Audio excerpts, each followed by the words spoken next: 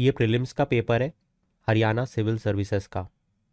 सबसे पहले बिना टाइम वेस्ट किए मैं ये बता देता हूँ कि किन लोगों को इस वीडियो को नहीं देखना चाहिए।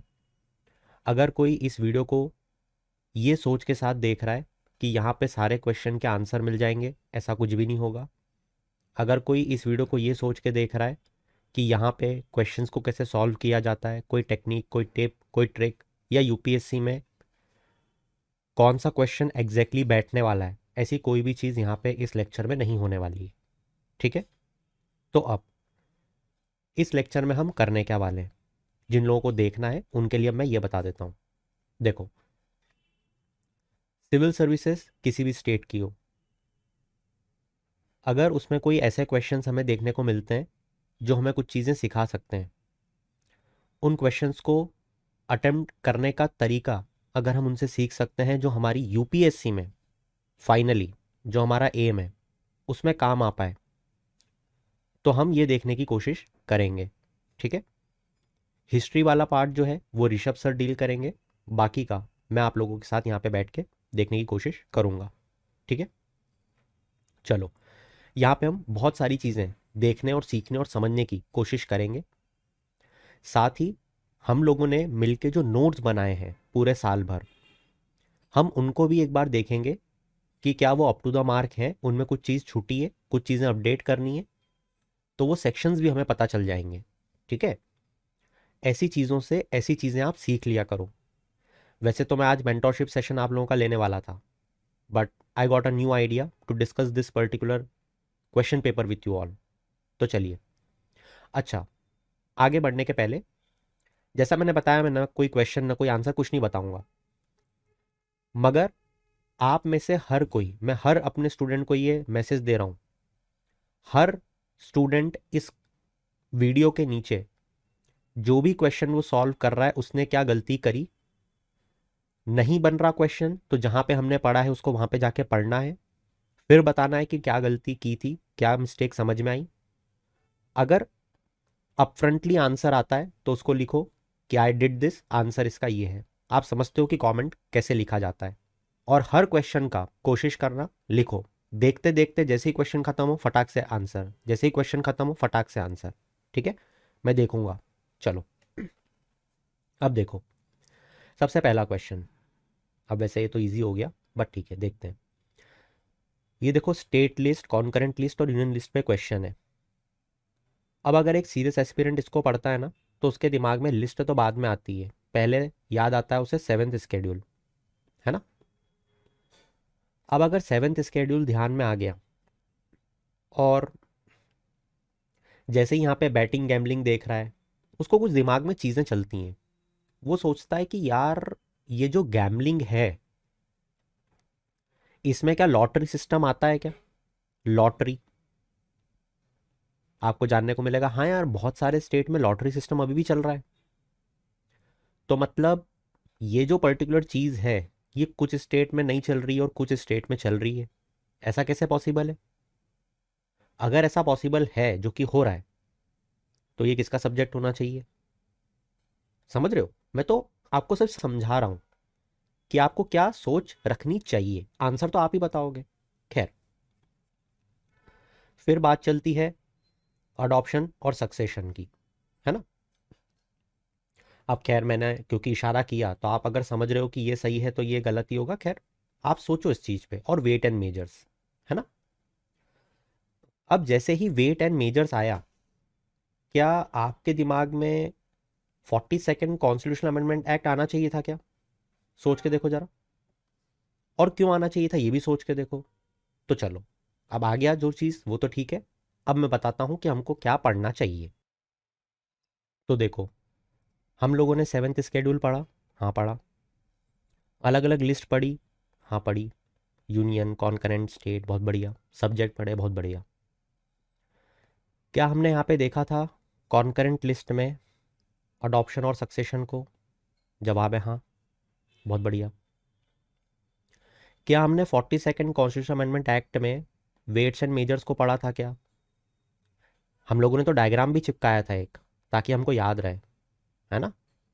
चिपकाया था डायग्राम, ये देखो, डंबल का। तो अब अगर इतनी मेहनत हम लोगों ने करी है तो ये चीज़ हमसे बननी चाहिए, राइट? अब आप लोग आंसर बता देना फटाफट। अरे वाह, सोने पे सुहागा, सेवेंथ स्केड्यूल। एक और क्वेश्चन आ गया, है ना। मैं भी आप लोगों के साथ क्वेश्चंस को बहुत सारे पहली बार ही देखूंगा, मैंने एक ही नज़र डाली है अभी तक, है ना, एक नज़र भी पूरी नहीं डाली इस पेपर पे। एक चीज़ और बता दूं मैं आपको, अगर इस पेपर में मुझसे कोई गलती होती है तो मुझे चैट सेक्शन में बता देना, जो कि हो भी सकती है, ठीक है। पूरी चीज़ें मुझे नहीं पता कि मैं क्या बोलने वाला हूँ, कोई इस पे प्रिपरेशन नहीं है, ठीक है। Residuary subjects are the subjects that are not included in the three list. Residuary subject वो होते हैं जो कहीं पे भी मेंशन, ऑफ कोर्स ही बात है ना, रेसिडुअरी तो वही होंगे और क्या होंगे। और वैसे सच बताऊँ तो मैंने हिंट भी ले ली थी यहाँ से, अभी मैंने जब देखा ना तो मैंने यहाँ पे देख लिया था सच बताऊँ तो ये यहाँ पे सेवेंथ स्केड्यूल जब पढ़ रहे थे ना, तो ये article 248 gives residuary power to centre to legislate वाला, है ना, यूनियन वाला, तो ये मैंने पढ़ लिया था। खैर, तो रेसिडुअरी सब्जेक्ट जो होते हैं दे आर नॉट इंक्लूडेड, ऐसा ये बोल रहा है ना, पहला। दूसरा बोल रहा है कि स्पेस टेक्नोलॉजी एग्जाम्पल है एक रेसिडुअरी सब्जेक्ट का। अरे वाह, ये होता है मज़ा। मज़ा क्या? मज़े की बात देखो, हमने स्पेस ही यहाँ पे लिखा हुआ था और एक साइबर लिखा हुआ था, समझ रहे हो क्या बात को, है ना। रेसिडुअरी पावर टू सेंटर उसका एग्जाम्पल, तो बताओ मुझे क्या समझ में आया। Space technology is an example of. फिर आर्टिकल 248 बोल रहा है both union parliament and state legislature can make laws. Both, both, both, both है क्या? नहीं, है ना। तो इसका आंसर बताओ फिर जल्दी से, चलो। प्रीवी पर्स वाला, है ना। अब वो कुछ पैसे देते थे ना राजे रजवाड़ों को, ताकि वो इंस्ट्रूमेंट ऑफ एक्सेशन को साइन कर दे, है ना, ये वो वाला फंडा है। आप सबको पता होगा प्रीवी पर्स खत्म कर दिया, किसने करा था बताओ मुझे जल्दी से, ये चैट सेक्शन में, है ना। तो ये उस पर क्वेश्चन है। नेक्स्ट, अच्छा ये वाला क्वेश्चन आप लोग अटेम्प्ट करना, मैं इसको बाद में लूँगा किसी कारणवश, ठीक है। उसमें कुछ चीज़ें मुझे एक्सप्लेन करनी है। अभी जो जल्दी जल्दी चल रहे हैं वो देख लेते हैं, है ना, वो मुझे भी पढ़ना पड़ेगा अभी। ये देखते हैं, ये पार्लियामेंट का दिख रहा है, स्टेट लिस्ट वाला ही दिख रहा है, तो इसको देखते हैं पहले क्या चक्कर है, ठीक है। देखो एक चीज़ और बताता हूँ मैंने क्या कर रहा हूँ।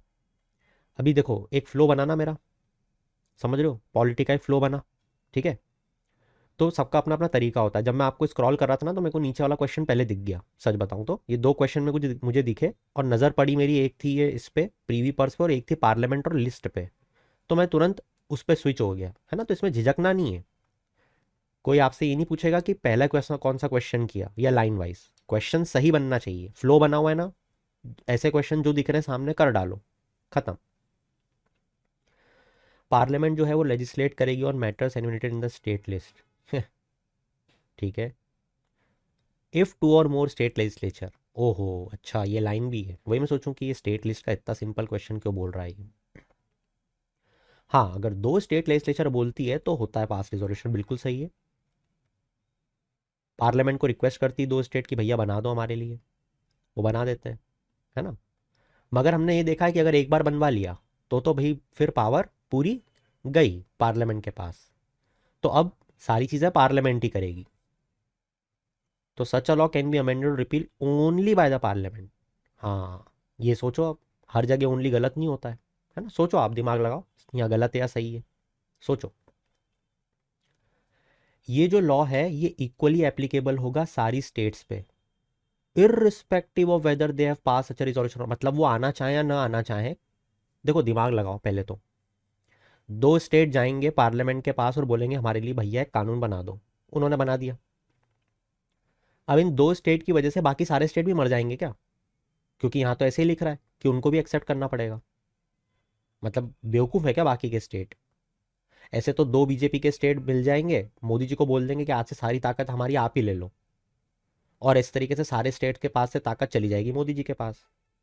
नहीं मतलब क्या चल रहा है ना, सोचने वाली बात है, तो सोचो इस पे क्या होना चाहिए, ठीक है। अच्छा ये जो टॉपिक है ये कहाँ पे पढ़ा जाता है? टॉपिक पढ़ा जाता है सेंटर स्टेट रिलेशंस में, है ना। हम लोगों ने इसको कहाँ पे पढ़ा है? Parliamentary legislation in the state field. याद करो आर्टिकल 252 को, अरे याद है ना, 245, 255, है ना। जब स्टेट रिक्वेस्ट करे दो या दो से ज़्यादा, अगर कानून बन गया तो उन्हीं स्टेट्स पे लागू होगा जिन्होंने रिजोल्यूशन पास किया होगा। एग्जाम्पल भी देखे थे हमने तो, है ना। और ओनली बाय पार्लियामेंट अमेंड और रिपील होगा। ये तो एज इट इज क्वेश्चन पढ़ा हुआ है हमने, है ना। दुनिया की कोई ताकत गलत नहीं करवा सकती, ये क्या करवाएंगे, है ना। ये हिस्ट्री, चलने दो चलने दो। अमीर खुसरो, अकबर द ग्रेट। ये आया एक और। The election to the office of the President of India is held according with the system of proportional representation by means of single non-transferable vote. अच्छा, the provisions of anti-defection law are not applicable in presidential election. ओहो, value of vote of each MP, MP की vote की value ज़्यादा होती है value of vote of MP from Goa. क्या बोल रहा है भैया, इक्वल होती है ना कि नहीं होती, क्या लगता है आपको? तो देखो, सेकंड ऑप्शन तो आपके लिए इजी बन जाएगा, पूछो क्यों। क्योंकि यूपीएससी लगातार 2 साल से क्वेश्चन पूछ रही है value of vote of MP की, ये तो सब कर लोगे, मुझे पता है। फोर्थ ऑप्शन में ये anti defection law presidential election पे अप्लाई होगा या नहीं, ये जो क्वेश्चन है, ये क्वेश्चन कहां से बनेगा, दिमाग लगाओ। मतलब इस क्वेश्चन को सॉल्व करते हुए एक जो सीरियस एस्पिरेंट है वो एंटी डिफेक्शन लॉ को याद करेगा या प्रेसिडेंशियल इलेक्शन को याद करेगा। तो फुद्दू स्टूडेंट करते हैं एंटी डिफेक्शन लॉ को याद, बाकी लोग करते हैं प्रेसिडेंशियल इलेक्शन को, समझदार वाले। याद करो जब हमने इलेक्शन ऑफ प्रेसिडेंट को पढ़ा था, है ना। इतनी मेहनत इसीलिए कर रहे हैं हम लोग ताकि ये चीज़ें एक बार में बने। सबसे पहले तो यहाँ पे वोट की वैल्यू देखी थी सबकी, है ना। देखा था यूनिफॉर्मिटी, एमपी और एमएलए में कोई यूनिफॉर्मिटी नहीं है, देखा था। One state is equal to another state, इनको इक्वल दिया है। All state is equal to union, इनको इक्वल दिया है, ठीक है। खैर, ये तो सब कर ही लोगे, मैं मान के चल रहा हूँ। Proportional representation by single transferable vote, है ना, सिंगल ट्रांसफरेबल वोट, ये भी क्वेश्चन कर लिया, ठीक है। अच्छा, डिस्प्यूट सीधे सुप्रीम कोर्ट, ये यहाँ पे पढ़ा था, राइट। तो ये तीनों पॉइंट हमने देखे हुए हैं। वापस से क्वेश्चन पे आ जाते हैं। ये बोल रहा है कि नोटा के प्रोविजन की बात कर रहा है, एक तो नोटा का प्रोविजन यूज नहीं कर सकते इलेक्शन ऑफ द प्रेसिडेंट में। हाँ, सोचो सोचो सोचो, क्यों लिखा, ऐसा क्यों लिखा इसने कि नहीं कर सकते। ये क्वेश्चन का जवाब वो दे पाएगा जिसने इसकी प्रोसेस भी समझी होगी, है ना। समझा था ना कैसे होती है प्रोसेस, बैलेट पेपर रैंकिंग, 4 लोगों को दिया, फिर 4 में से हटे 3 बचे, 3 में से हटे 2 बचे, 2 में से मोदी जी आ गए, याद है। नंबरिंग हो जाती है 1 2 3 4 इस तरीके से। तो ये चीज़ समझ में आ रही है हमको, वैल्यू ऑफ वोट वाला हम कर चुके हैं मल्टीपल टाइम। नोटा का यहाँ से हो गया, ये सुप्रीम कोर्ट हो गया, और ये तो हमने देख ही लिया नॉन ट्रांसफरेबल, है ना, सिंगल नॉन ट्रांसफरेबल। बताओ इसका आंसर क्या होगा। फर्स्ट वाला ऑप्शन बहुत ध्यान से पढ़ना, ये फर्स्ट वाला, है ना, गलती मत करना आंसर लिखते हुए। ऑपरेशन गंगा, ऑपरेशन कैक्टस, मैत्री कावेरी। हाँ, अब ये क्वेश्चन कैसे बनता, ये क्वेश्चन बनेगा जिस भी स्टूडेंट ने यूपीएससी मेंस के क्वेश्चन को अटेम्प्ट किया होगा, यूपीएससी मेंस के क्वेश्चन को मल्टीपल टाइम बता चुका हूं आपको 50 बार। देखो, इंडिया मालदीव न्यूज़ में चल रहा है, हाँ चल रहा है। इसके जो ऑपरेशंस हैं जैसे कैक्टस, नील, संजीवनी, न्यूज़ में है, हाँ है। तो यहाँ पे जब हम ये देखेंगे कैक्टस को, तो ये हमको याद आना चाहिए या नहीं आना चाहिए, बताओ। कैक्टस आना चाहिए, तो लगाओ। दूसरा देखो मैत्री, यहाँ पे बांग्लादेश दिख रहा है क्या? नहीं। नेपाल दिख रहा है? हाँ, लगा दो। ठीक है, मल्टीपल टाइम ये चीज़ें पढ़ चुके हैं, मल्टीपल टाइम। फिर से बता रहा हूँ, एक तो ये चीज़ पढ़ी थी, एक और बहुत प्रोबेबल क्वेश्चन है यूपीएससी का, टेररिस्ट ऑर्गेनाइजेशन की लिस्ट दे देंगे, है ना, कम से कम 5 से 7 बार बता चुका हूँ, उसके रीजन रट लेना, हिजबुल्ला, मुजाहिदीन, है ना, FARC, फार्क, एक्सेट्रा, ऐसी अल्तुबी टाइप जो होती है ना, कुर्द, हमने सब पढ़ा हुआ है। उसको ही बताओ जरा चैट सेक्शन में याद है कि नहीं। नेक्स्ट क्वेश्चन, नेक्स्ट क्वेश्चन है पब्लिक इंटरेस्ट लिटिगेशन पे। देखो हम सब जानते हैं कि कोई ऐसा व्यक्ति है नहीं फाइल कर पा रहा, उसके बिहाफ में भी कर सकता हूँ, हमने पढ़ा हुआ है ना। क्वेश्चन क्या बोल रहा है देखते हैं। देखो क्वेश्चन में जैसे ही मैं पढ़ रहा हूँ ना, मेरा जो पूरा ब्रेन है वो इस टर्म पे आके रुक गया, लोकस स्टैंडाई। बाकी बच्चों को ये बहुत टफ लगेगा, है ना, और इसी पॉइंट से जो एक समझदार स्टूडेंट है वो इस क्वेश्चन को क्रैक करेगा। पूछो कैसे, हमने इसको एग्जैक्टली कहाँ पढ़ा है? तो याद करो कि जब हम PIL को पढ़ रहे थे, हमने देखा था कि ये लोकस स्टैंडाई पे रिलैक्सेशन है। क्या है? रिलैक्सेशन। हमने ये भी देखा था कि इसका कॉन्स्टिट्यूशनल बेसिस क्या है, 32 आर्टिकल और 226 आर्टिकल। देखा था, हाँ या ना? ठीक है, सुप्रीम कोर्ट, हाई कोर्ट में डायरेक्टली फाइल कर सकते हो, बाकी तो ये मेंस का माल है। ये नहीं भी पता होता तो चल जाता, ये ऊपर के 3 पैरा भी अगर पढ़ लिए होते, बस बन गया question. Has reinforce the principle of locus standi, उल्टा बोल रहा है ना, हटाओ उसको। Citizen organisation can file, yes. 32 to 26 की बात बोल रहा है, बस आपके सामने आंसर है ना। फर्स्ट वाला ऑप्शन क्या बोल रहा है? लीगल एक्शन है, लीगल एक्शन जो कि कोर्ट ऑफ लॉ में इनिशिएट किया गया है for the enforcement of public interest. ये डाउटफुल है, मुझे भी नहीं आ रहा समझ में। Public interest litigation legal action है, लीगल एक्शन है क्या? Public interest litigation is a legal action initiated in a court of law. Social litigation है मगर लीगल लिटिगेशन का मतलब क्या बोलना चाह रहा है?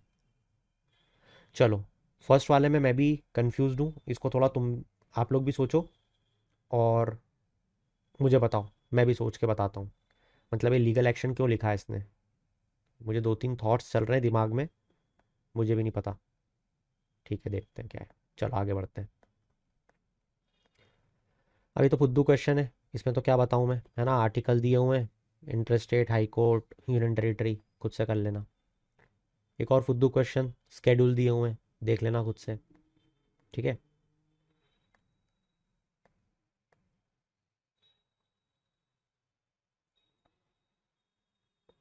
मैंडेमस, मैंडेमस देखो, रिट्स तो यार मतलब क्या बोलूँ मैं, रिट्स तो रटी होनी चाहिए ना। क्या होती है, पहले तो ये इस पे ही बात करें, मैंडेमस होती क्या है?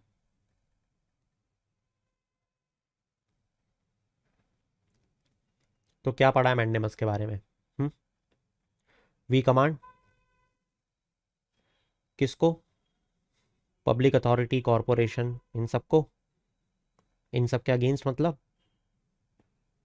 और किन किन को नहीं? President, governor, contractual obligation, private individual, private इनको नहीं, प्रेसिडेंट गवर्नर इनको नहीं, ये सब है ना।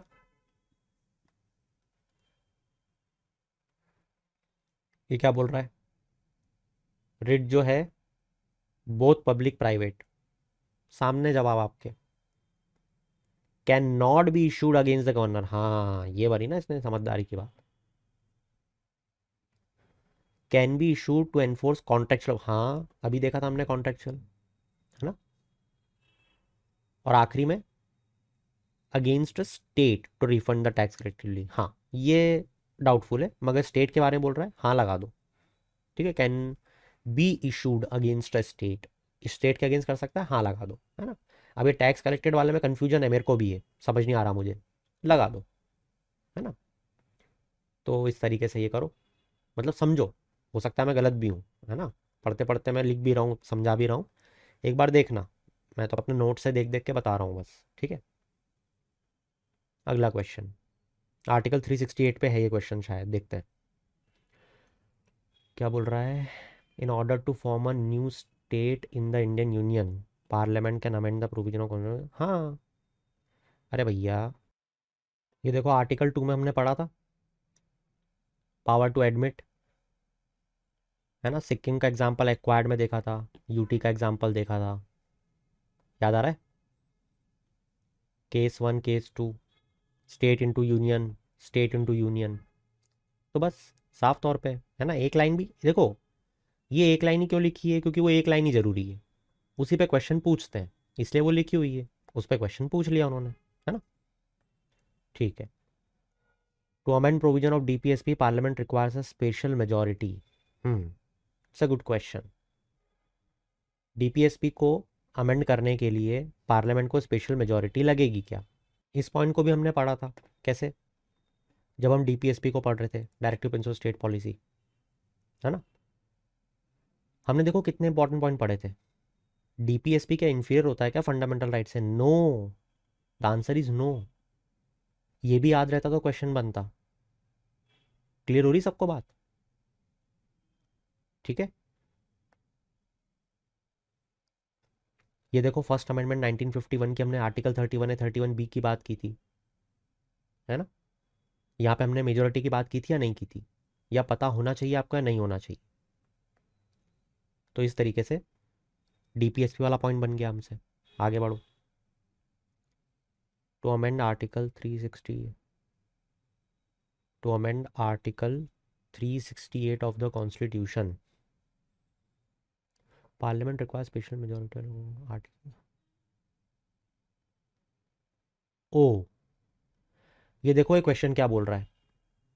ये क्वेश्चन बोल रहा है कि आर्टिकल 368 को अमेंड करने के लिए, आर्टिकल 368 को ही अमेंड करना है, तो कंसेंट लगेगी कि नहीं हाफ ऑफ द लेजिस्लेचर की? लगेगी।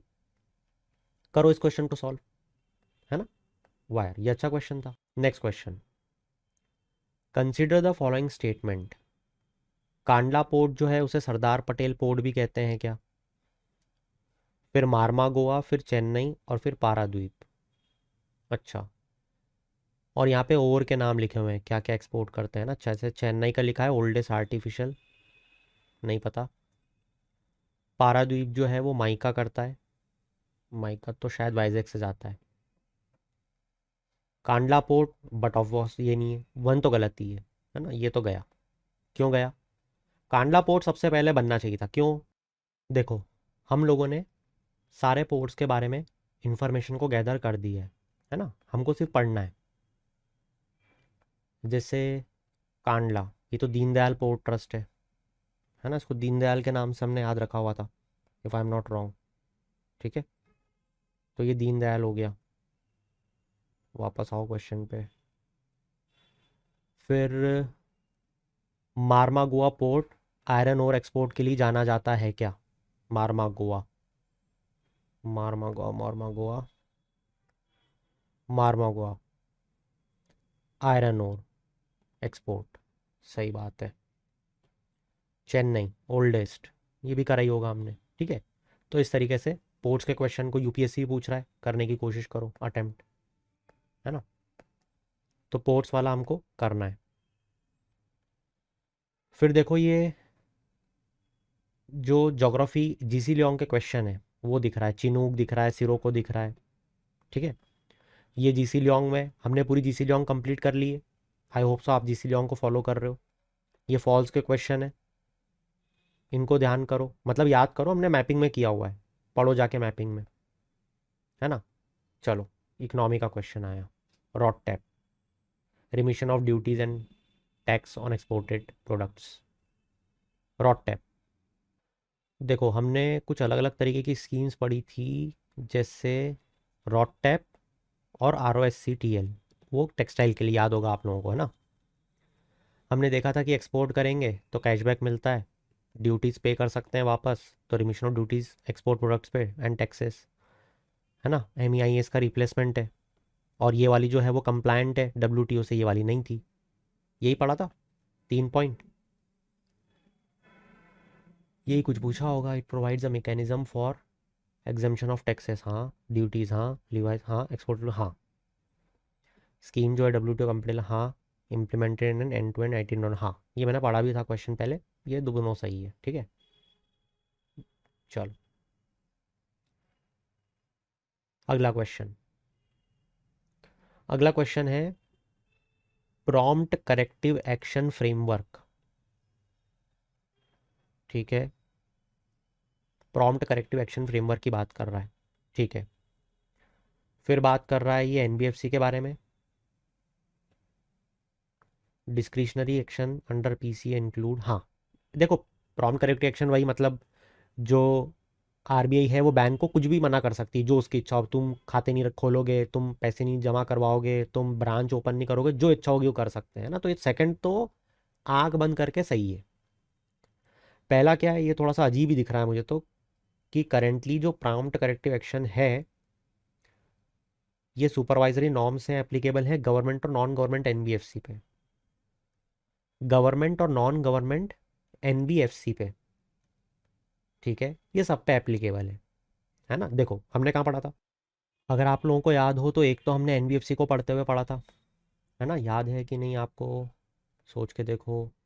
जहाँ पे हमने देखा था कि RBI जो है all deposit taking NBFC excluding government company, ये पढ़ा था, है ना। अब आप बोलोगे कि यहाँ तो दोनों लिखा है, both government and non government, और आप बोल रहे हो कि दोनों है। अब देखो हरियाणा वाले क्या मानेंगे मुझे नहीं पता, क्योंकि एक सर्कुलर आया है RBI का, and if I am not wrong with respect to the month, October 2024 से गवर्नमेंट कंपनीज पे भी लागू हो जाएगा, मतलब कि गवर्नमेंट NBFC पे, ठीक है। तो इसलिए ये यहाँ पे मैंने मेंशन नहीं किया अभी तक, ठीक है। मुझे मतलब उसके बाद ही होगा, तो अभी तो ये आंसर यही रहेगा, है ना। विथ इफेक्ट फ्रॉम कब है, अक्टूबर 2024। तो वो जब आएगा जब मैं यहाँ पे इसको हटा दूंगा, अभी तो गवर्नमेंट कंपनीज पे नहीं लगता है। बट अगेन अब ये वाला जो पॉइंट है, ये मुझे नहीं पता कि मतलब हरियाणा वाले क्या लेंगे, क्योंकि ऑर्डर आ चुके हैं मगर अक्टूबर वाले ऑर्डर आए हैं, तो मैं तो मतलब इस पॉइंट को गलत कर देता, ठीक है। तो मेरे हिसाब से तो ये गलत पॉइंट है। चलो अगला क्वेश्चन देखते हैं। अगला क्वेश्चन है फ्यूजिटिव इकोनॉमिक ऑफेंडर पे। अच्छा, वो जो कंपनी से भाग गया विजय माल्या, है ना, 100 करोड़ का उस पर केस लगा हुआ है, आ नहीं रहा है, वारंट इशू है, ये तो आम बात है, सबने पढ़ा है ना। सेकंड पॉइंट क्या बोल रहा है, under that authorities empower to confiscate, हाँ उसके असेट कन्फिस्केट कर सकते हैं, है ना। कर सकते हैं, बिल्कुल कर सकते हैं।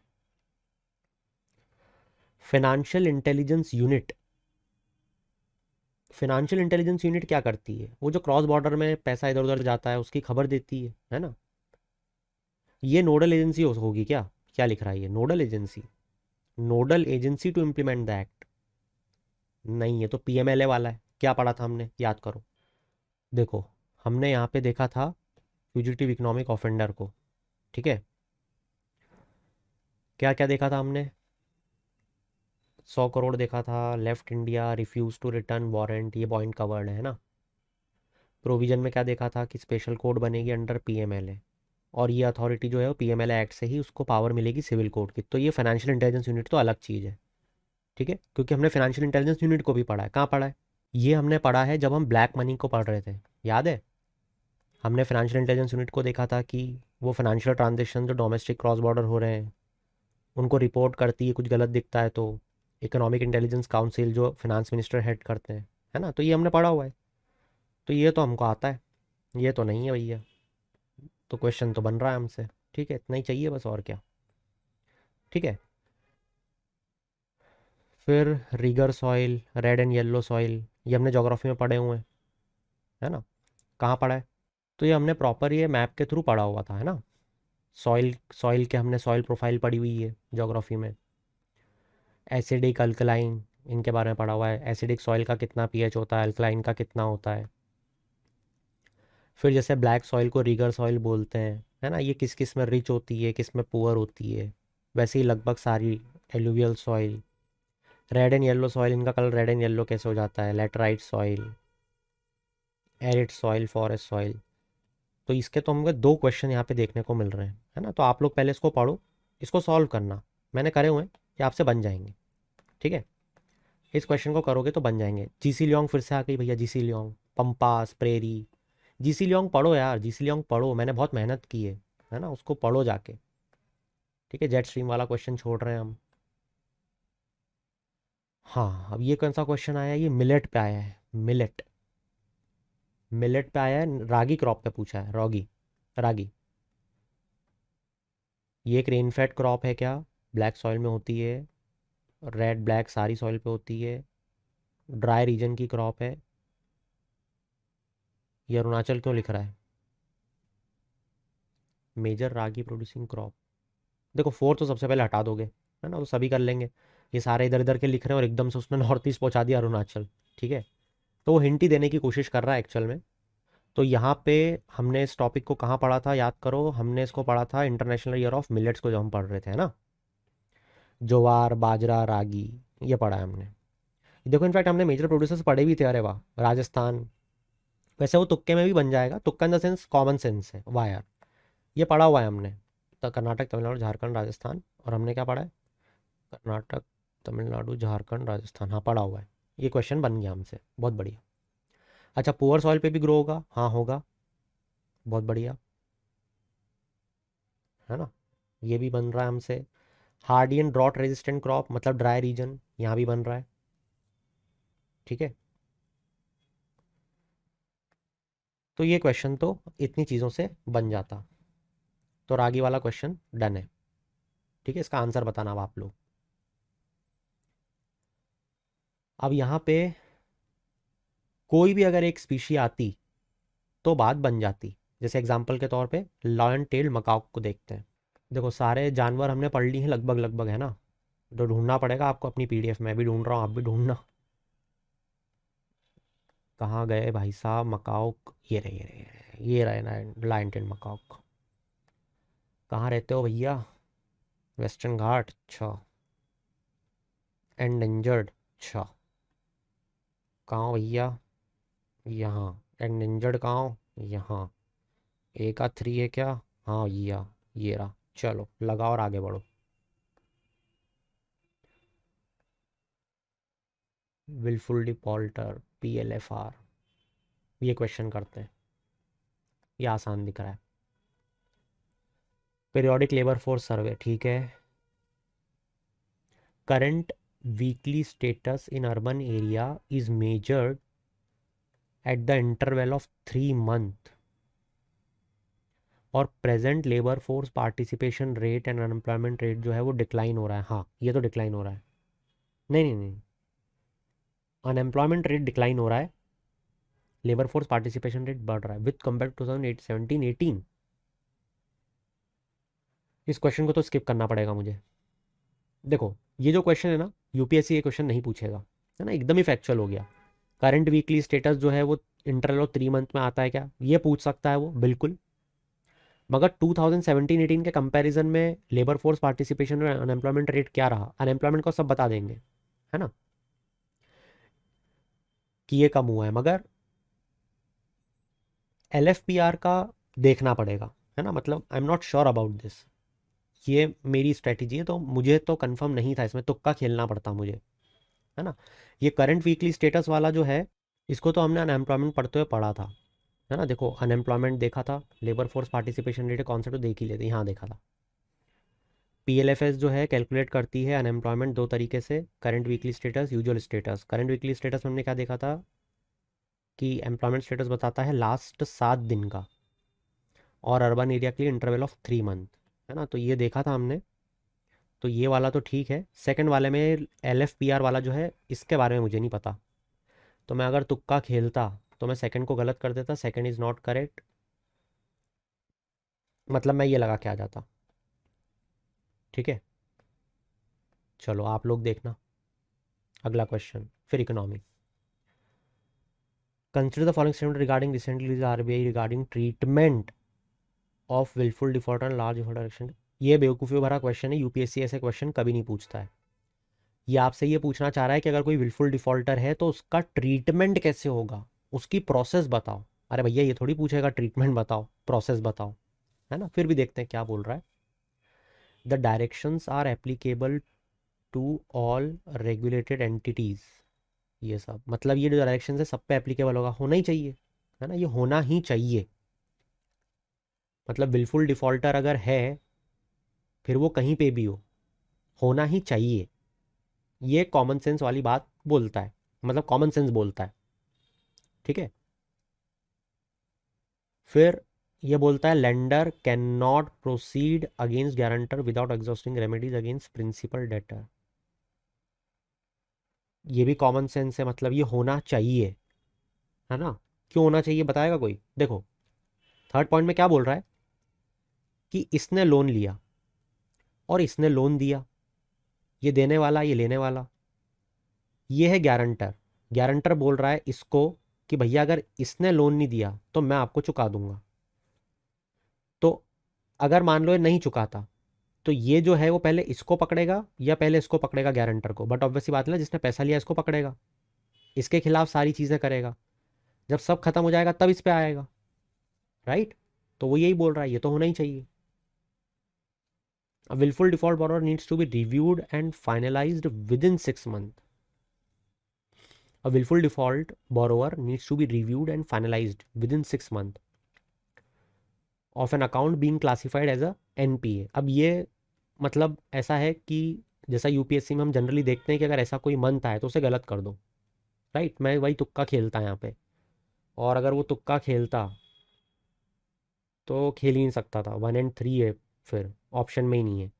तो फिर मैं दूसरा तुक्का खेलता, वो भी हम जानते हैं कि अगर ये ऑप्शन में ना हो, है ना, यूपीएससी का जनरलाइज वो बोलता है, तो मैं क्योंकि 1 2 तो मैंने कर ली है जनरल नॉलेज से या थोड़ी सूझबूझ से समझ से, सेकंड वाले को मैं सही मान के सी मार्क करके आ जाता, है ना। ये करना पड़ेगा आपको, कुछ कुछ चीज़ें तो अब जैसे नहीं पता, ये एक प्रोसेस है कि भैया 6 महीने के बाद ही उसको एनपीए। अच्छा ये ध्यान रखना, ये क्वेश्चन नहीं बोल रहा है कि एनपीए कितने महीने में होता है या उसका अकाउंट कितने महीने एनपीए में, तो आप इसको गलत करके ही आओगे, समझ रहे हो ना। ये वो क्वेश्चन नहीं है एनपीए का, ये विलफुल डिफॉल्ट बोरोवर का अकाउंट कब रिव्यू और फाइनलाइज करना है और उसको कब एनपीए करना है, ये दूसरा क्वेश्चन है एनपीए का। ये नॉर्मल एनपीए वाला क्वेश्चन नहीं है, वरना वो सोच के वो लगा के आ जाओ, है ना, वो तो फिर कर लेते हैं अपन।